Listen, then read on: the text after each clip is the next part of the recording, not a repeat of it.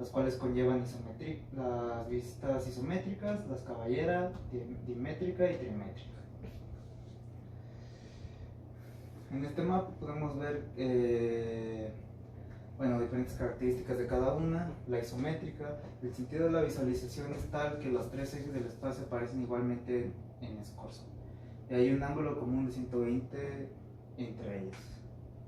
Esta es la más utilizada, ya que pues no necesitas de muchas herramientas, simplemente un compás y escuadras que te den el ángulo de 120 entre cada una de las vistas. La cabellera es un sistema de proyección paralela a oblicua en el que por convenio el plano proyectante es horizontal. Esto quiere decir que en este plano la vista principal, o de donde vamos a tener nuestras referencias, es en una vista desde arriba hacia abajo, o sea, un plano horizontal. La dimétrica, el sentido de la visualización es tal que dos de los tres ejes del espacio aparecen igualmente en escorzo, cuya escala auxiliar y ángulo de presentación se determinan de acuerdo con el ángulo de visión. Esto quiere decir que dos de los ángulos del dibujo o del plano que estemos viendo, dos de esos ángulos se van a ver en los mismos posicionamientos en ángulos. O sea, si uno está a 60 grados, el otro también está a 60 grados. Y tenemos la trimétrica. El sentido de la visualización es tal que los tres ejes del espacio aparecen de manera desigual en escorzo. La escala a lo largo de cada uno de los tres ejes y los ángulos entre ellos se determinan por separado según lo dicta por el ángulo de visión. Bueno, ahora aquí tenemos que son tres ángulos. No tienen el mismo ángulo, no tienen las mismas distancias. Entonces esto lo hace un dibujo muy complicado, el cual casi no se usa, se suele utilizar simplemente en videojuegos, en ciertos videojuegos. Esto es todo por la parte 4.1 y vamos a ver el punto 4.2, principios y normas de acotación. Estas son algunas normas o principios de cómo se debería acotar un dibujo de forma correcta para industria o para trabajos más formales. Estos son algunos pasos. Una cota solo se indicará una sola vez en un dibujo, salvo que sea indispensable repetirla. O sea que nomás debería haber entre una línea, entre un punto y un punto, debería haber una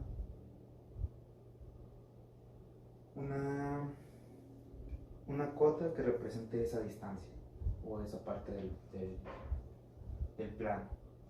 No deben irse ninguna cota, todo debe ser acotado, toda parte del plano debe ser acotado.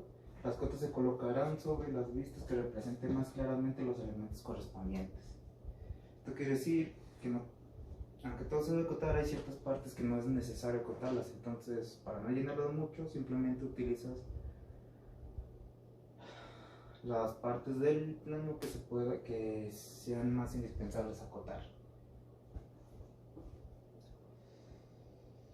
Las cotas se citarán por el exterior de la pieza, se admitirá situarlas en el interior siempre que no se pierda claridad en el dibujo. Bueno, como dices, mejor acotarlos fuera, ya que se podrán confundir con líneas de adentro o líneas del mismo dibujo o del plano.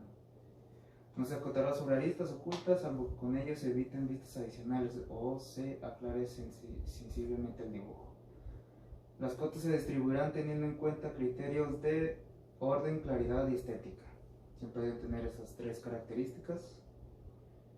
Las cotas relacionadas como el diámetro o profundidad de un agujero se indicarán sobre la misma vista. Y por último debe evitarse la necesidad de obtener cotas por suma o diferencia de otras, ya que puede implicar errores en la fabricación. Esto por el punto 4.2. Ahora pasamos al 4.3. Técnica de dimensión. La técnica de dimensión son los métodos utilizados para dimensionar una figura o las caras de un sólido a construir. Es en general lo que es dimensión o las técnicas de dimensión. Y aquí tenemos los principios generales de acotación. Se puede considerar que dibujos de una pieza o mecanismos están correctamente acotados cuando las indicaciones de cotas utilizadas sean las mínimas, suficientes y adecuadas. Pues como vimos en el punto pasado, deben ser claras, deben ser concisas y limpias, y donde deben ir. Estos solo son algunos puntos de los principios generales de las dimensiones.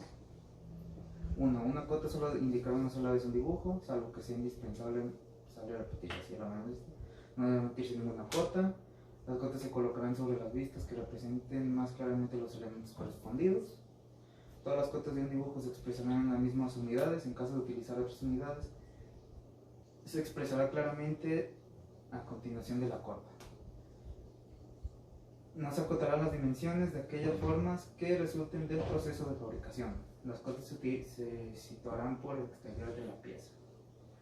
No se acotará sobre aristas ocultas, o que con ello se eviten vistas adicionales o se aclare sensiblemente el dibujo. Las cotas se distribuirán teniendo en cuenta criterios de orden, claridad y estética, si ya lo hemos visto. Las cotas relacionadas como el diámetro y profundidad de agujeros indicarán sobre la misma vista, y debe evitarse la necesidad de obtener cotas por suma o diferencia de otras. Ese es el 4.3, vamos al 4.4. Este es el uso de las librerías. Bueno, ahorita vamos a ver el uso de las librerías. Bueno, este es el 4.4. La función de las librerías facilita el trabajo con archivos de dibujos y su administración. ¿Entendido? Y estos son algunos conceptos básicos que se deben conocer para poder utilizar de manera adecuada las librerías que vienen en nuestro software de diseño de AutoCAD. La estructura de la biblioteca. La estructura de las carpetas de la biblioteca puede diferir de la estructura de directorios del disco duro. La estructura de la carpeta. La estructura de la carpeta de la biblioteca puede diferir de la estructura de directorios del disco duro y menú contextual de carpetas. Si seleccionas una carpeta de una estructura de bibliotecas, todas las fotos de los archivos que contiene se muestran en la sección de vistas preliminar del cuadro del diálogo de biblioteca. Y eso es todo por el 4.4. Pasamos a 4.5, estos son ajustes, y de ahí pasamos al subtítulo 4.5.1, tipos de ajustes y su determinación. Aquí tenemos nuestros tipos de ajustes. Superficies ajustadas, también llamadas superficies de anclaje, son las distancias superficies en las que se tocan los elementos ajustados. Elementos ajustados, también llamados elementos de ajuste, son todos los elementos que forman o componen un ajuste. Ajuste plano es el efectuado entre pares de superficies planas. Ajuste sencillo, el encaje sencillo es el correspondiente a dos elementos ajustados o encajados. Y ajuste múltiple es el correspondiente a más de dos elementos ajustados. Esto por el 4.5.1. Pasamos al 4.5.2. Límites y ajustes métricos.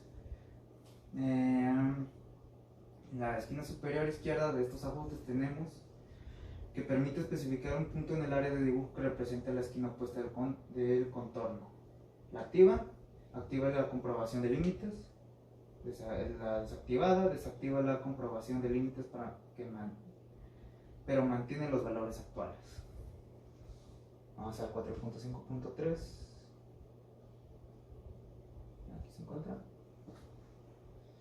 4.5.5.3 habla de ajustes y estándares de precisión. Estándares de precisión, mejor dicho. Estos son el rastreo polar.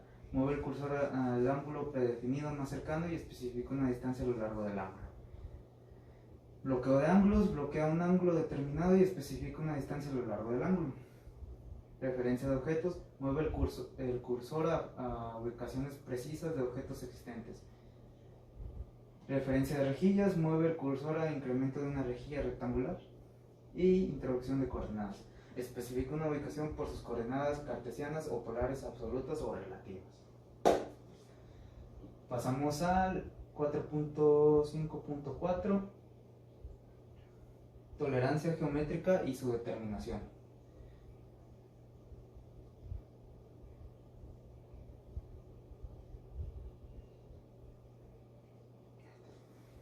La tolerancia geométrica indica la desviación aceptable de forma, perfil, orientación, ubicación y oscilación características. También la tolerancia geométrica se añaden a los rectángulos de tolerancia. Estos rectángulos contienen toda la información sobre tolerancia de una sola cota. Y un rectángulo está formado por dos o más componentes. El primero contiene el símbolo que representa las características geométricas a las que se aplica una tolerancia. Esto por el parte de tolerancias, el 4.5.4, y vamos pasando al último subtema, el 4.5.5, símbolos de texturas y superficies. La inserción de un símbolo en un dibujo. Puede colocarse un símbolo de acabado superficial en el dibujo mediante la introducción de valores de coordenadas o utilizando una referencia a objetos. Puede colocar el símbolo por sí solo o enlazarlo a una directriz. Directriz de indicación de superficie. AutoCAD Mechanical proporciona opciones de línea de comandos para crear directrices de indicaciones de superficies. De este modo se permite que las directrices de símbolos señalen una superficie en lugar de a una lista.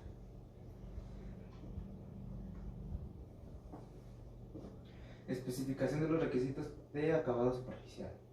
Cuando el acabado superficial requiere que se debe reproducir mediante un método particular, indique el método en palabras una línea añadida al brazo más largo del símbolo de acabado superficial. Y tenemos por último uso de un símbolo de acabado superficial como símbolo mayoritario.